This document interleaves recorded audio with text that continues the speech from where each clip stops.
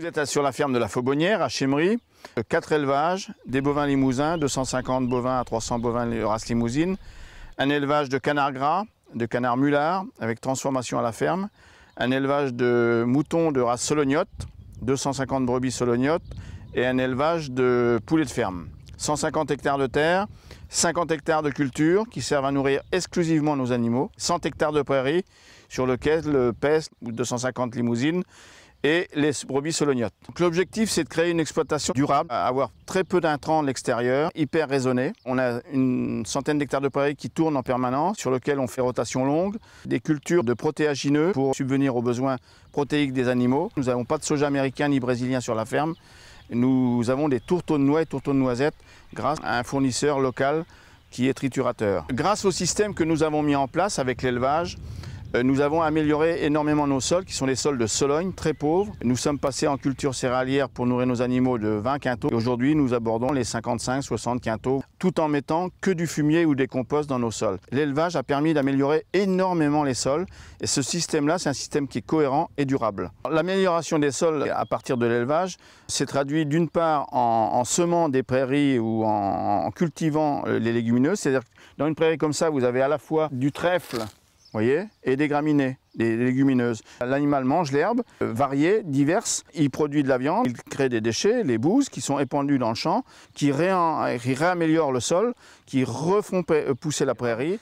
Ça me paraît difficile de faire une agriculture durable, moi, sans élevage. L'originalité de l'exploitation, c'est effectivement de mettre en place une production et également de transformer et de vendre. Aller rapidement soit vers la distribution en direct, comme on fait avec les Leclerc, ou sinon en vente à la ferme directe. 3 métiers chez nous, la production qui est importante, la transformation dans un laboratoire qui est aux normes européennes, et également la vente sur place, une boutique à la ferme ou en circuit court, avec des magasins autour de chez nous, des épiceries fines, des cavistes, la GMS locale. Nous faisons partie de l'association de chez nous, qui est l'association du Leclerc de Romorantin. C'est M. Maillet qui avait cette volonté de vouloir travailler en direct avec les producteurs locaux. Donc nous sommes rentrés dans un système de partenariat. Aujourd'hui, nous vendons nos bêtes, des bovins, toutes les semaines pratiquement au Leclerc de Romorantin, en direct au rayon boucherie, traditionnel. Nous vendons aussi notre gamme de produits canards au rayon épicerie du magasin. C'est une relation de confiance qui s'est mise en place et de partenariat. On n'est plus que des fournisseurs anonymes. On discute avec eux, on se rencontre, on parle. Ça se passe plutôt avec des prix qui sont définis, des contrats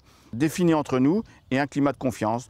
Les clients sont contents d'avoir une production locale et le magasin valorise cette production locale et nous, les producteurs autour, on est sûr d'avoir quand même un débouché. Le circuit court est mis en place. Nous pouvons discuter avec les bouchers et M. Maillet sont déjà venus sur l'exploitation pour voir exactement nos façons de procéder. Ce système fonctionne dans les deux sens, quoi. Et il apporte à chaque fois un plus parce qu'on s'écoute les uns les autres et on arrive à améliorer la qualité en permanence, tout ça au profit du consommateur. Moi, je me définis comme un paysan entrepreneur. Paysan, j'y compte énormément. Je ne veux pas abandonner ce mot-là parce qu'on est dans un pays, on valorise un pays. C'est-à-dire tout ce qu'on produit ici, ça sort de l'endroit, de la terre sur lequel on a nos pieds, là.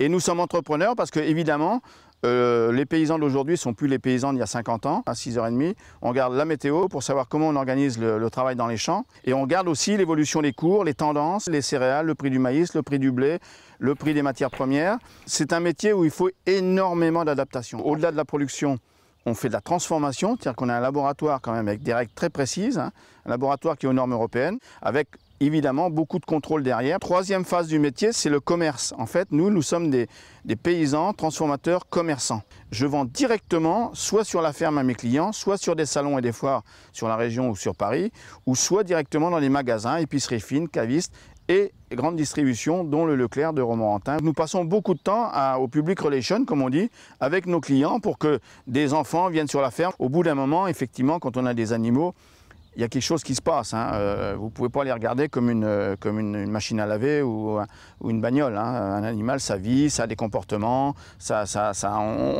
Et l'intérêt de l'éleveur, c'est quand on arrive dans un bâtiment, c'est de voir s'il n'y en a pas un qui est à l'écart, s'il n'y a pas un petit souci sur un. Vous voyez, c'est d'analyser le comportement des animaux. On transforme le canard un peu sous toutes ses formes.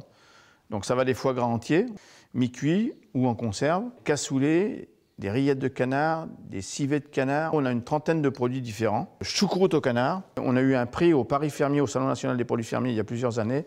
C'est le petit salé de canard empoté. Les canards sont évidemment élevés sur la ferme. Ils sont engraissés à partir du maïs produit sur la ferme transformer sur l'exploitation. Nous, on travaille sur des petites quantités, on fait des recettes sur mesure, donc des recettes traditionnelles, sans colorant, sans conservateur. Les seuls ingrédients qu'il y a dans nos produits sont du sel de Guérande, du poivre et des épices. Au niveau de l'agriculture, au niveau des terroirs, on est hyper riche. Il n'y a pas un pays au monde, si vous allez dans le monde entier, je peux vous dire qu'il n'y a pas un pays au monde qui a ce trésor sous les pieds. Des terroirs, des savoir-faire, des paysans qui savent faire des choses, des artisans qui savent faire des choses. Il faut le valoriser. Il faut que les clients, les Français, ils sachent, ils comprennent sur quoi ils sont assis. Et que nos petits-enfants, surtout, moi ce qui m'intéresse, c'est que mes petits-enfants, ils puissent manger les produits qu'on fait aujourd'hui et que ça ne disparaisse pas.